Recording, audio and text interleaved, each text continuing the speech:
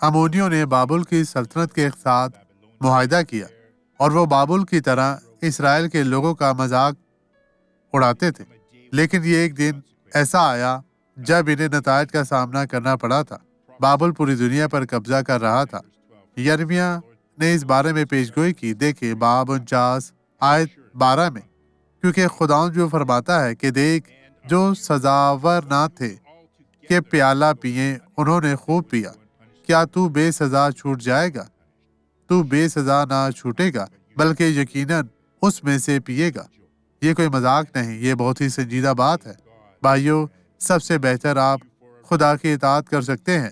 آئیں اب دعا کریں۔ باپ، میں ان تمام لوگوں کے لیے دعا گو ہوں، خدا جو تیری مدد کے محتاج ہے، انہیں چھو پاک صاف اور مسح کر، انہیں شفا دے، نجات دے، اور انہیں اپنے جلال کے لیے یسوع کے نام میں استعمال کر، اور ہر طرح کی بدی اب چلی جائے۔ ایمان رکھیں کہ یسوع آپ کو برکت دے گا۔